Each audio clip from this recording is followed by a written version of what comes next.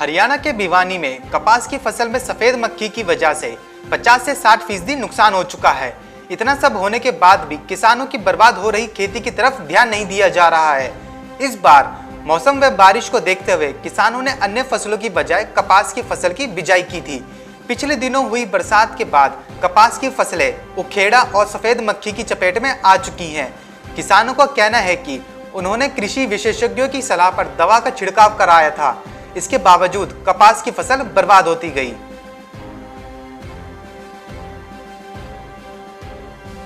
सिरसा में कपास की फसल में इन दिनों उखेड़ा रोग का प्रकोप शुरू हो गया है। पकने को तैयार खड़ी इस फसल पर उखेड़ा रोग का प्रकोप होने से प्रभावित नरमे के पौधे सूख रहे हैं, जिससे किसान चिंता में नजर आ रहे हैं। इस रोग से बचाव के लिए किसान कृषि विशेषज्ञों से सलाह लेकर कीटनाशकों का प्रयोग कर रहे हैं। जिले में कपास की करीब 2,08,000 हेक्टेयर क्षेत्र में बिजाई की गई है। गुजरात के सुरेंद्रनगर जिले में पिछले कई दिनों से तेज बारिश जारी है।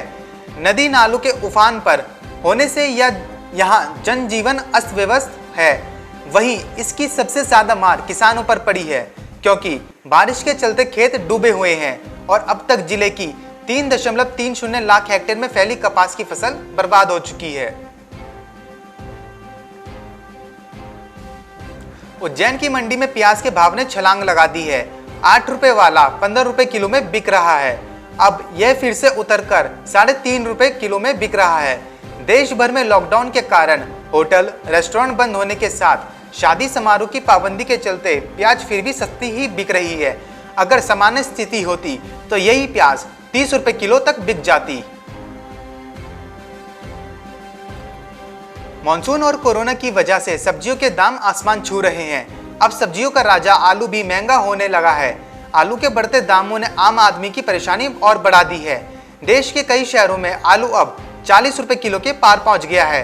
व्यापारियों के मुताबिक जब तक नया आलू बाजार में नहीं आ जाता तब तक कीमतें कम नहीं होंगी।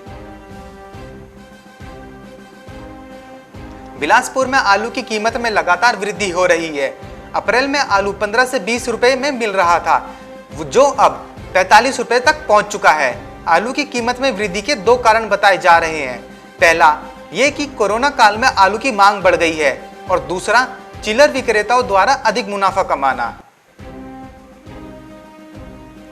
रायपुर में अगस्त के तीसरे सप्ताह हुई तेज बारिश धान की फसल के लिए तो संजीवनी बनकर आई, लेकिन सब्जी खासकर टमाटर की फसल को बर्बाद करके चली गई।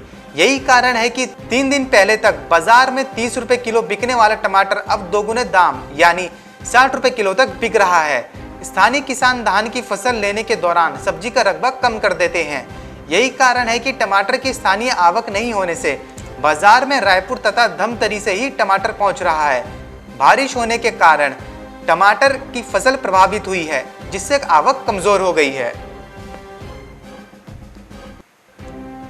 प्रयागराज में आलू के बाद अब हरी सब्जियों के भाव में तेजी आ गई है। बीते 2 दिनों में ही थोक और फुटकर बाजार में हरी सब्जियों के भाव 5 से 20 रुपए प्रति किलो तक चढ़ चुके हैं। अब तक 50 से 60 रुपए प्रति किलो बिकने वाले टमाटर का भाव फिर 80 रुपए किलो तक पहुंच चुका है। पिछले 3 महीने में थोक बाजार में प्याज की कीमतें लगभग 2 गुनी हो चुकी हैं।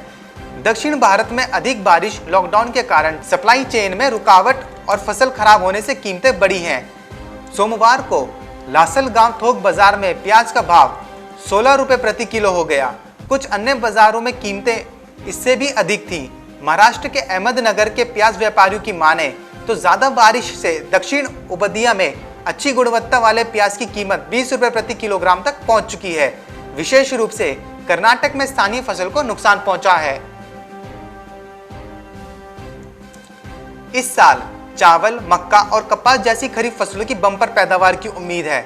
असल में खरीफ की फसलों के लिए जरूरी मानसूनी बारिश इस सीजन में बेहतर हो रही है। अगस्त में मानसून ने और तेज रफ्तार पकड़ी है। भारतीय मौसम विभाग IMD के अनुसार अगस्त महीने में इस बार औसत से 24% बारिश ज्यादा हुई है। आगे भी भारी बारिश रहने के अनुमान है। इसका फायदा खरीफ फसलों को होगा और चावल सहित सीजन की फसलों के बम्पर पैदावार की उम्मीद और ज्यादा बढ़ गई है। Bureau report, market times TV.